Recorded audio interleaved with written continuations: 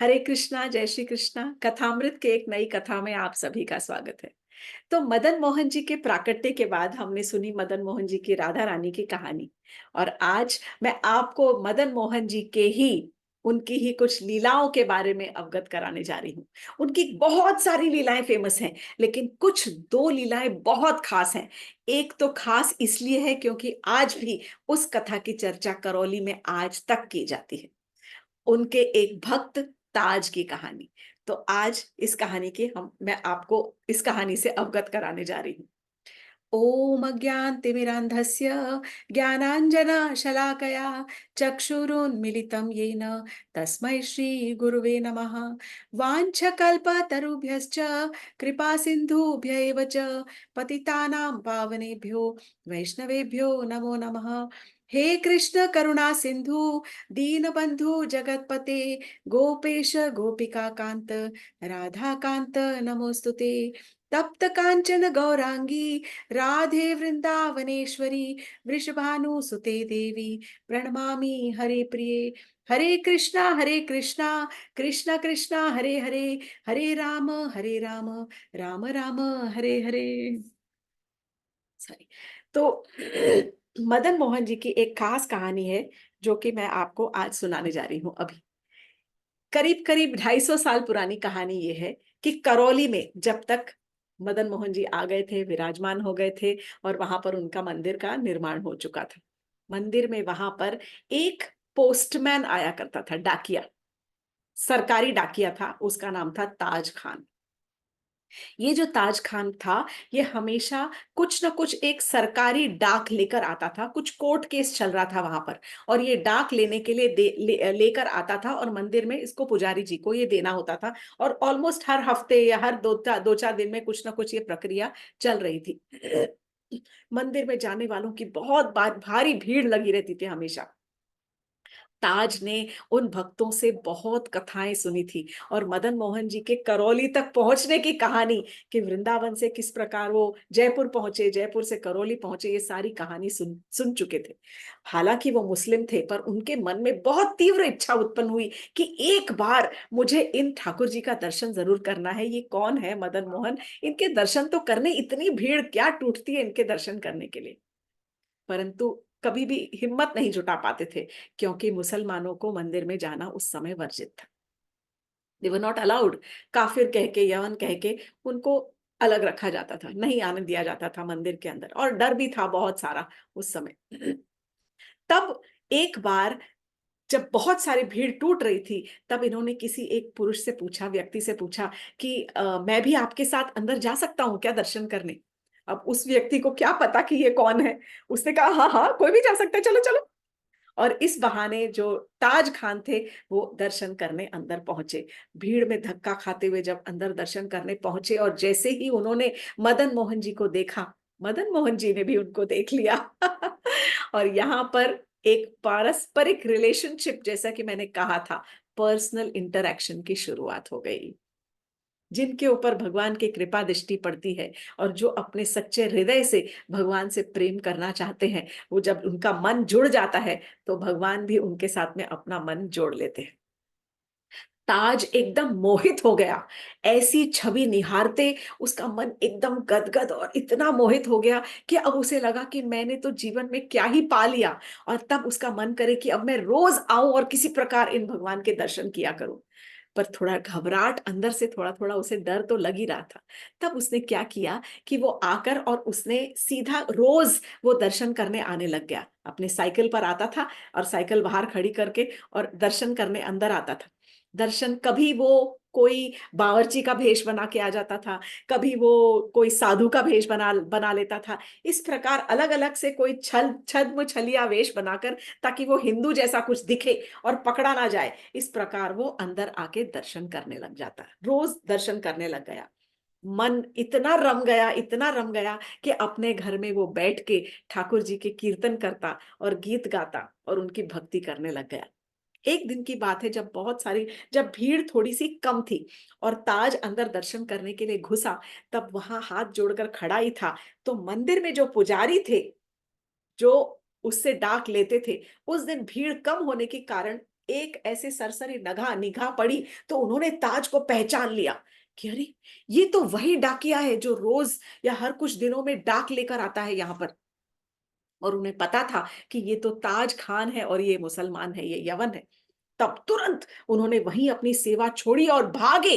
भीड़ के अंदर भागकर उन्होंने ताज को पकड़ लिया और उसके कॉलर पकड़कर उसको खींचते हुए घर वहां मंदिर से बाहर की तरफ धक्का हुआ मारते हुए लेकर और उसको खूब डांट लगाई, तुम्हारी हिम्मत कैसे हुई कि तुमने मंदिर के अंदर एंट्री ली? तुम्हें पता नहीं कि तुम काफिर हो? तुम्हें यहाँ पर अलाउड नहीं है एंट्री।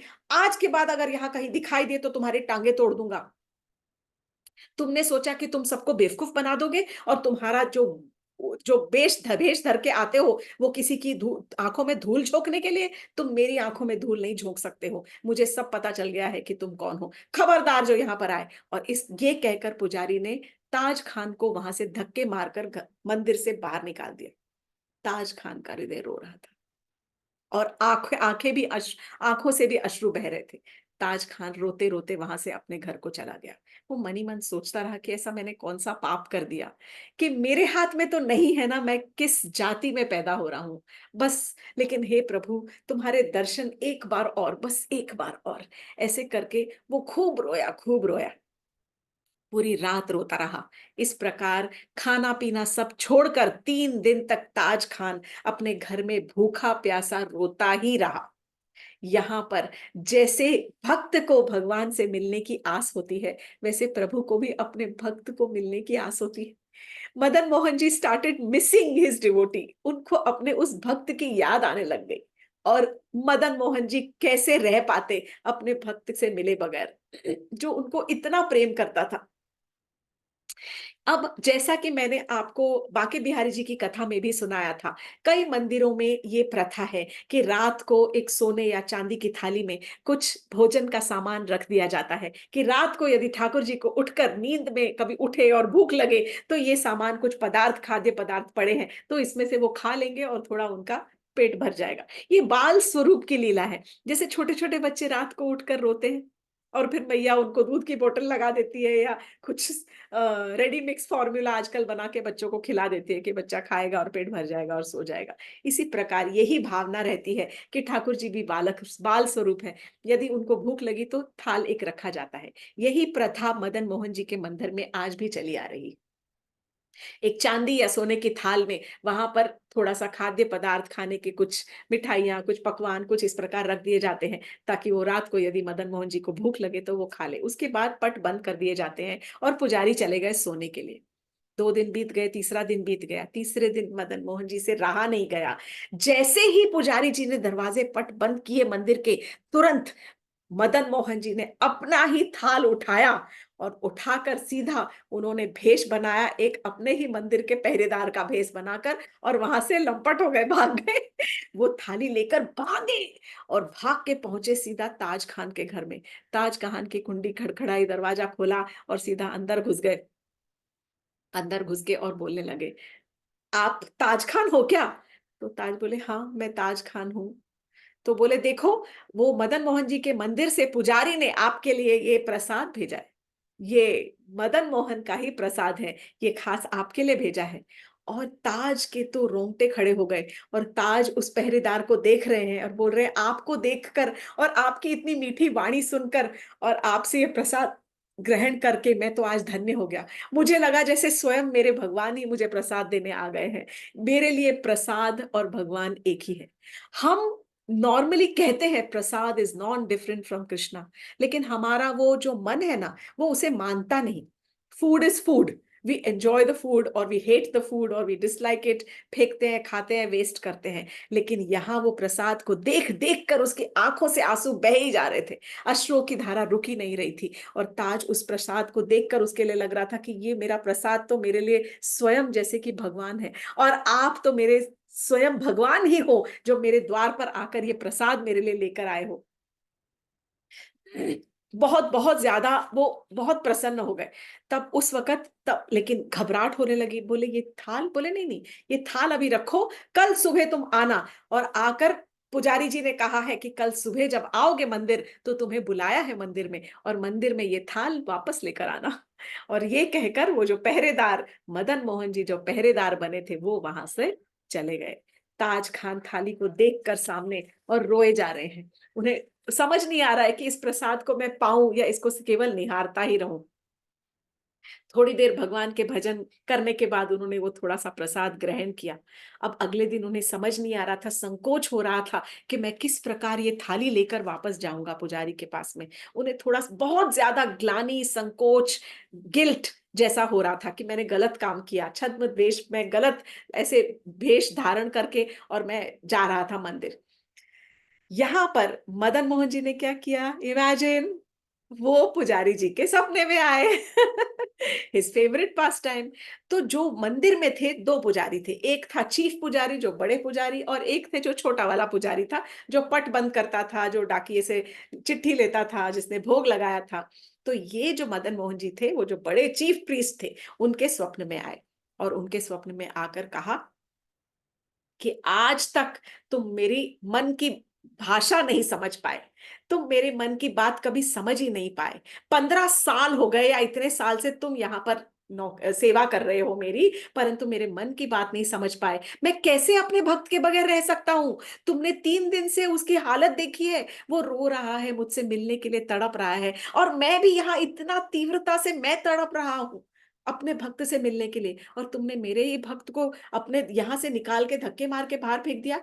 तब मैंने पता है क्या किया, ऐसे कहते मदन मोहन जी, मैंने अपनी ही थाल जो भोग की तुमने लगवाई थी, वो ही थाल उठा के मैं आज दे आया हूं ताज के, क्योंकि 3 दिन से मेरा भक्त भूखा था, मैं कैसे उसे भूखा रहने देता। तो मैंने वो थाली उसको दे दी, अब वो कल सुबह वो थाली लेकर तुम्हारे पास आएगा।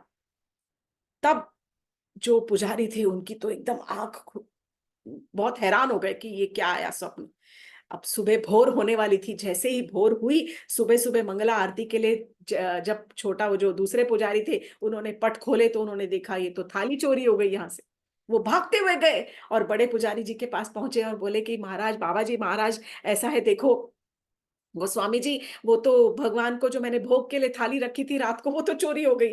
वो सोने की या चांदी की, कोई कहते हैं चांदी की, कहीं लिखा है स्वर्ण की थाली थी। बोले वो तो थाली चोरी हो गई, और मैं बहुत घबरा रहा हूँ, मैंने कुछ नहीं किया, मैंने कुछ नहीं किया गोस्वामी जी। तो गोस्वामी जी ने कहा चिंता मत करो, मुझे पता है चोर कौन है। तो बोले अच्छा आपको पता है? बोले हाँ, थोड़ी देर रुको, जैसे ही सवेरा होगा तब मैं तुमको सब बताऊंगा। और उसके बाद तब उन्होंने मंगल आरती वगैरह करने के बाद में सब कथा वो पुजारी को कह सुनाई कि ऐसे इस प्रकार मदन मोहन जी ने मेरे सपने में आए, और उन्होंने कहा कि उन्होंने खुद ही अपनी थाली चुराई और चोरी करके भागे यहाँ से, और ताज खान को दे के आए। उस जो पुजारी था, जो छोटा वाला, मतलब छोटा इन द सेंस नॉट छोटा, बट उनके जो मंदिर के जो पुजारी थे, सेवक पुजारी, उनके बहुत बहुत ज्यादा ग्लानि हो रही थी। थोड़ी देर बाद उन्होंने कहा कि चलो, अब ताज खान तो आता ही होगा। और ताज खान यहाँ पर वो थाली लेकर जब मंदिर की तरफ आया, तो यहाँ मंदिर के सारे कर्मचारी और राजा के जितने कर्मचारी, सब जगह खबर पहुंच गई थी, और सब के सब मंदिर के बाहर जैसे उसका स्वागत करने के लिए खड़े हो। और यहाँ ताज खान को डर लग रहा था, घबराहट हो रही थी कि ये हो क्या रहा है, मैंने ऐसा क्या कर दिया यहाँ पर, मुझे पता नहीं किस प्रकार का दंड मिलेगा, या मैंने क्या, मुझसे बहुत बड़ी गलती हो गई। और हाथ जोड़कर जैसे ही पहुंचा, उसने थाली दी और हाथ जोड़कर रोते रोते वो जो गोस्वामी थे उनके चरणों में गिर गया। गोस्वामी जी ने उनको तुरंत उठाया और अपने गले से लगा लिया। बोले नहीं ताज खान, ये तुम्हारी गलती नहीं है, गलती हमारी थी, जो हमने इतने सालों अपने भगवान की सेवा करते हुए कभी ये नहीं समझा, कभी ये एहसास नहीं दिलाया, और सिर्फ हम केवल पुस्तक ही पढ़ते रह गए। हमें ये नहीं रियलाइज हुआ कि भगवान जो है, वो भगवान की भक्ति किसी भी जाति के और किसी भी लिंग के ऊपर है। वो पुरुष हो या स्त्री हो, वो मुसलमान हो या हिंदू हो, उससे हमें कोई लेना देना नहीं, उससे ठाकुर जी को ही लेना देना नहीं। हमने ये सब बनाया है। भक्ति तो जीव का स्वरूप है। कोई भी जीव यदि भक्ति में लगता है, भक्ति भाव में लगता है, किसी भी प्रकार भगवान की अर्चना और पूजा करता है, वो भगवान को प्रिय है। भगवान किसी भी नाम से बोल लो उनको। और ये तुमने आज हमें दिखाया, और तुम्हारी ही भक्ति से भगवान तुम्हारे घर पहुंचे। वो जो घर तुम्हारे यहाँ थाली लेकर आए थे ना ताज खान, वो कोई यहाँ का पहरेदार नहीं था, वो यहाँ के ठाकुर जी थे। क्योंकि ताज खान जब आया तो वो उस वक़्त हर समय ढूँढ रहा था कि वो कौन पहरेदार था। मैं तो रोज़ जाता हूँ, मैंने इस प्रकार के पहरेदार की शक्ल ही कभी नहीं देखी। मंदिर में कहाँ है वो पहरेदार? जब उसने ये सुना, क्योंकि उसको उस तरह का पहरेदार दिखने वाला दिखाई नहीं दिया।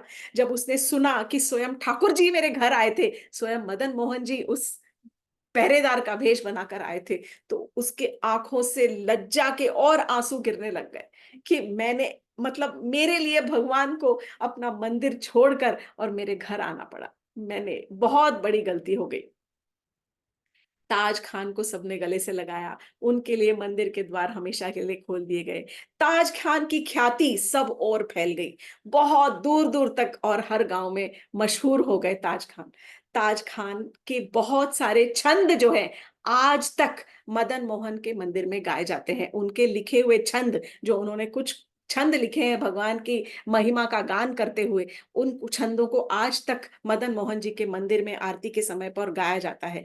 आज तक जब शाम को आरती होती है, तब वहां करौली के मंदिर में, मदन मोहन जी के मंदिर में लोग गाते हैं, ताज भक्त मुस्लिम पर प्रभु तुम दया करी, ताज भक्त मुस्लिम पे प्रभु तुम दया करी, भोजन लिए घर पहुंचाए दीन दयाल हरि, भोजन लिए घर पहुंचाए दीन दयाल हरि। इस प्रकार के जो भजन है और गीत है, आज तक मदन मोहन जी के करौली के मंदिर में गाए जाते हैं। ये थी भक्त ताज खान की कहानी।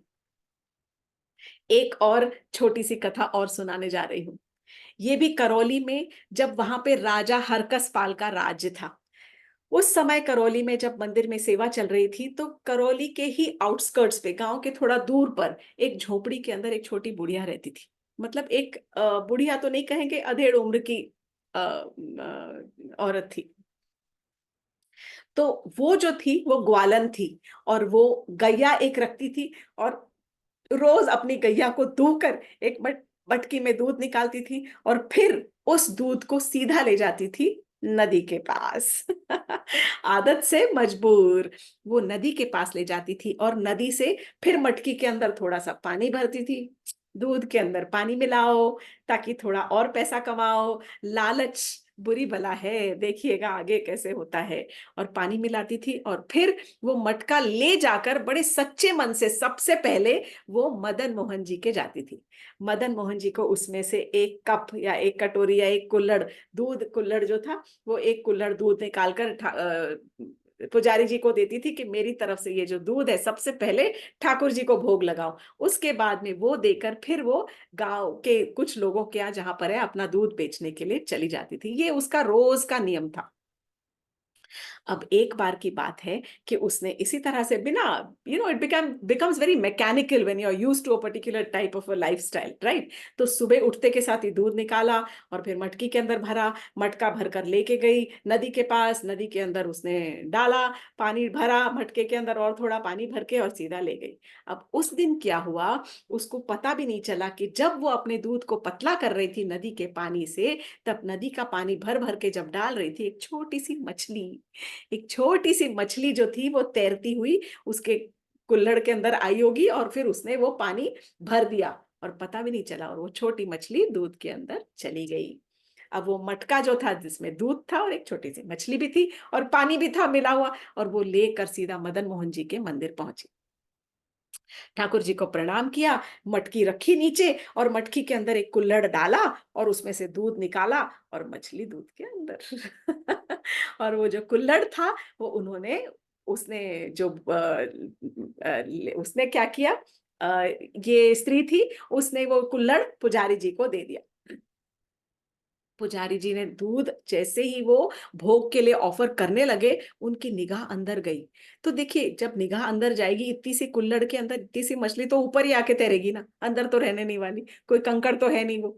तो मछली ऊपर तैरती हुई नजर आई। जैसे ही मछली नजर आई तैरती हुई, उनका तो दिल बैठ गया, एकदम शौक, धक्का भी लगा। उन्होंने ऊपर उठकर उस बुढ़िया की तरफ देखा, स्त्री की तरफ, और देखे, देखते के साथ ही ग्वालन की तरफ बहुत गुस्से में बोले, और बोले, ले देख, देख। और देख करके उन्होंने पूरा वो जो कटोरा था, कुल्हड़ था, वो उस ग्वालन को थमा दिया। ग्वालन ने उसके अंदर देखा तो वो भी हक्की बक्की रह गई कि अंदर मछली तैर रही है। तब तो वो जो पुजारी जी का जो क्रोध था वो तो सातवें आसमान के ऊपर, इतना गुस्सा इतना क्रोध आया उनको कि वो पुजारी जी ने खूब उसको खूब डांटा। शर्म नहीं आती तुझे?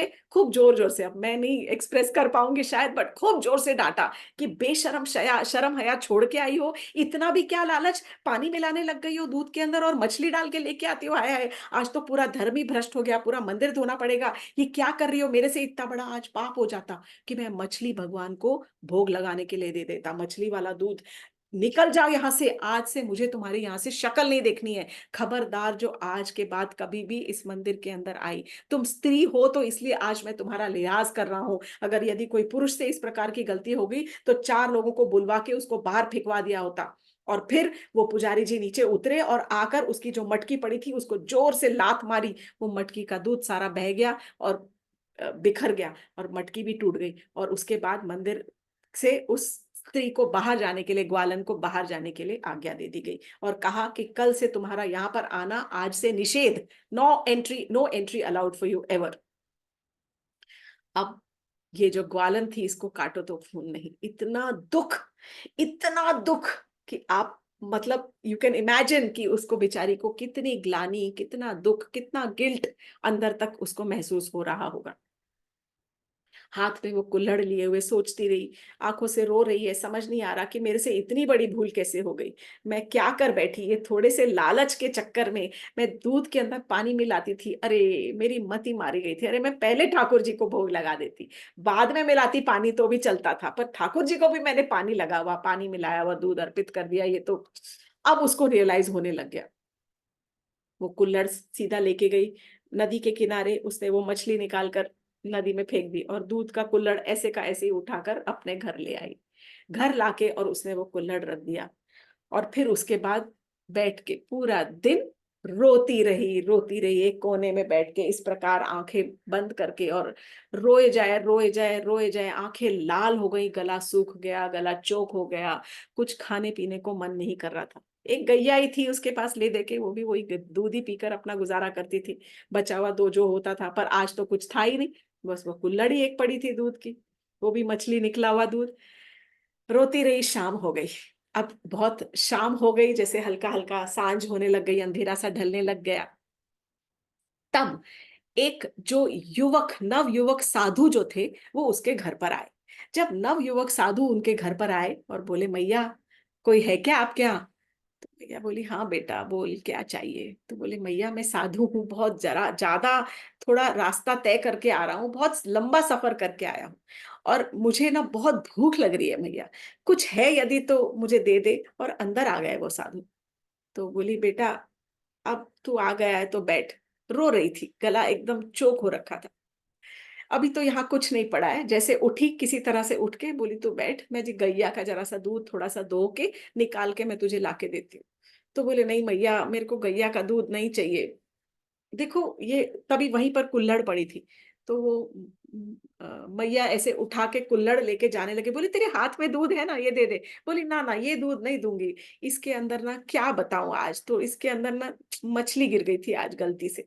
तो मैया ने पूरी कहानी सुना दी। पूरी मतलब आधी कहानी सुना दी कि दूध पतला करने के चक्कर में मैं गई और उसके अंदर मछली गिर गई। तो वो मछली निकाल के फेंक दी है बच्चा। बोले, "ना मैया कुछ फ़र्क नहीं पड़ता, ला दे।" उसने छीन लिया हाथ से। मैया दे नहीं रही थी। ज़बरदस्ती इस नवयुवक साधु ने उसके हाथ से वो कुल्हड़ जो था, जो मिट्टी का जो कुल्हड़ होता है, वो लिया और वो दूध पी गए और बोले, "अरे! क्या संतुष्टि हो गई, ऐसी ऐसी तृप्ति हुई ना मैया कि पूछो मत। बस इतने से ही पेट भर गया मेरा और बहुत स्वादिष्ट दूध था ये तुम्हारा। गैया का मानना पड़ेगा, बहुत मीठा-मीठा दूध देती है गैया तुम्हारी।" वो बुढ़िया कुछ बोली नहीं, चुप रह गई। बोले, "मैया बहुत थक गया हूँ, रात इधर ही सो जाता हूँ। अब अंधेरे में कहाँ भटकता हुआ जाऊँगा, सुबह को मंदिर ही जाना है मुझे दर्शन करने। वहीं तक ही तो मुझे जाना है।" तो मैया बोली, "ठीक है बेटा, तुझे जैसे मर्ज़ी।" जो मैया की एक खटिया थी, वो ग्वालन ने वो खटिया उस नवयुवक साधु को दे दी। नवयुवक साधु वहाँ पर सो रहे थे और सो गए तो मैया ने उसके ऊपर अपना जो काला फटा हुआ कंबल था, देखा कि बच्चा सिकुड़ रहा है, तो एक फटा हुआ कंबल जो था वो उसके ऊपर डाल दिया ताकि वो सो जाए। मैया फिर एक कोने में जाकर चुपचाप बैठ गई और रोती रही। खूब रोई रोई, रात भर रोते रोते कब उसकी आंख लग गई उसको पता ही नहीं चला। अब जब सुबह को भोर हुई, ब्रह्म मुहूर्त की वेला में, उस वक़्त नवयुवक चुपके से उठा, जो नवयुवक साधु थे, और सुबह 4 साढ़े 4 बजे या साढ़े 3 बजे वो उठ के और अपना उन्होंने वहाँ से उठ के तब देखा कि ये तो बुढ़िया सिकुड़ कर आँख लगकर सो गई है। तो उन्होंने अपनी जो एक दुशाला थी, वो दुशाला उस बुढ़िया के ऊपर ओढ़ा दी। पटका एक था उनका, वो उड़ा दिया और फिर वो बुढ़िया के ही कंबल लेकर और वहाँ से चले गए, और जाके उनको तो दर्शन करने जाना था, वो मंदिर चले गए। अब इधर जो था, जब रात को जब मैया सो रही थी, तो मैया के सोते-सोते उसकी उसी वक़्त उसके स्वप्न में फिर से मदन मोहन जी आए। बहुत सपने में आते हैं ना। तो मदन मोहन जी जैसे ही उसके सपने में आए, तो मदन मोहन जी कैसे, "अरे मैया, तू क्यों रो रही है? तू देख, तेरे से गलती हुई, मैं मानता हूँ, बहुत बड़ी गलती थी। परंतु ये क्यों रो रही है कि मैंने तेरा कुछ ठुकरा दिया? जो अब तो खुश हो जा, तू जो दूध लाई थी, वही दूध तो मैंने पी भी लिया। तेरे हाथों से छीन कर मैंने आज वो दूध पी लिया। अब तू मत रो, और कल से फिर से अपनी गैया का दूध लेकर और मेरे लिए लेकर आना। वो पुजारी तुझे कुछ नहीं बोलेगा। मैं तुझे ये वचन देता हूँ, तेरे दूध के भोग के बगैर मेरा मन नहीं भरता।" और ये कहकर ठाकुर जी वहां से गायब हो गए। तुरंत बुढ़िया की आंख खुली। जब आंख खुली तो उसने देखा, अरे ये तो खटिया पर तो कोई युवक है भी नहीं। तब मुझे एहसास हो गया, अरे ये जो नव युवक आए थे, ये तो मेरे ठाकुर जी स्वयं थे। वो उन्होंने ही तो मेरे हाथ से दूध लेकर छीन कर पी लिया था। और तब उसने देखा खटिया के ऊपर तो कुछ भी नहीं है, और उसने खुद जो देखा तो एक पीले रंग का रेशमी पटका, रेशमी जो एक शॉल जैसी थी, वो दुशाला जैसा उड़ा के ओढ़ा हुआ था। तुरंत जल्दी से वो उठ के नहाई धोई तैयार हुई, गैया का दूध निकाला, बड़ी खुश। गैया का दूध, उसके रोंगटे खड़े हो रखे थे, एकदम गला चौक हो गया था, ये सोच सोच कर रोए खड़े हो गए थे कि ये क्या हुआ है रात भर में। तब उसने गैया का दूध निकाला, मटकी भरी और सीधा मटकी को लेकर करौली के मंदिर में वहां पर पहुंच गई। जब करौली के मंदिर में पहुंची तो वहां पर पुजारी जी ने देखा, फिर आ गई, तू फिर आ गई, तुझे कोई शर्म नहीं है क्या? तुझे कल ही मैंने यहाँ से दुत्कार का यहाँ से बाहर भगाया था, खबरदार जो यहाँ पर देखी। तो बोली, नहीं नहीं पुजारी जी, मुझे धक्का मार के बाहर मत निकालना, मेरी बात तो जरा सुन लो। देखो मैं तो कुछ नहीं, मैं आपसे कुछ मांगने नहीं आई हूँ, मैं तो खाली देने आई हूँ। ये देखो, ये जो रेशमी पटका है ना दुशाला, ये कल आपके ठाकुर जी मेरे घर आए थे, दूध पीने आए थे, और अपना रेशमी दुशाला मेरे छोड़ गए हैं, और गलती से अंधेरे में उनको दिखा नहीं होगा। मेरी जो फटी हुई, मेरा फटा हुआ एक ही मेरे पास कंबल है, वो फटा हुआ कंबल वो गलती से ले गए और अपना रेशमी दुशाला छोड़ गए वहां पर। पुजारी जी ने दरवाजा पट खोला, सफाई हो रही थी उस समय सुबह सुबह। पट खोला और देखा कि सच में ठाकुर जी ने वो काला कंबल फटा हुआ ओढ़ा हुआ था, और भगवान जी का जो रेशमी दुशाला था वो गुड़िया के पास था। पुजारी की आंखों में अश्रु आ गए। आगे तो आप समझ ही गए होंगे कहानी। वो बुढ़िया के चरणों में गिर गया, बोला, माई तूने गलती जरूर की, पर जिस भाव से तू, प्रेम से तू वो दूध पिलाती थी ना भगवान को, उसी से तूने भगवान का हृदय जीत लिया, जो हम इतने सालों की सेवा में नहीं करते आए, मतलब हम मैकेनिकली करते हैं। और तुमने आज हृदय से, हर सच्चे हृदय से तू इस प्रकार का, जैसे शबरी के झूठे बेर, इसी तरह की कहानी हो गई कि जिस प्रकार तू अपने सच्चे हृदय से ये अर्पित करती है भगवान को, उस हृदय की पवित्रता को देखकर भगवान ने तुझे स्वयं दर्शन दिए हैं। तू बहुत भाग्यशाली है, बहुत धन्य है माँ, तू तो बहुत ज्यादा धन्य है कि तेरे साथ भगवान का एक अगेन पारस्परिक पारस्परिक व्यवहार है, पर्सनल इंटरैक्शन है। मुझे माफ कर दो, मुझे क्षमा कर दो। कल से आपके ही दूध की सेवा होगी। आपके दूध के बगैर मेरे ठाकुर जी को चलता ही नहीं, जमता ही नहीं। तो इस प्रकार की मदन मोहन जी की बहुत कृपा की कथाएं बहुत सारी मशहूर हैं। ये दो खास कथाएं हैं, ताज खान की और इस ग्वालन, अनामिका ग्वालन की कहानी है। तो आज की कथा को हम यहीं समाप्त करेंगे। धन्यवाद, thank you so much. Hare Krishna and जय श्री कृष्ण।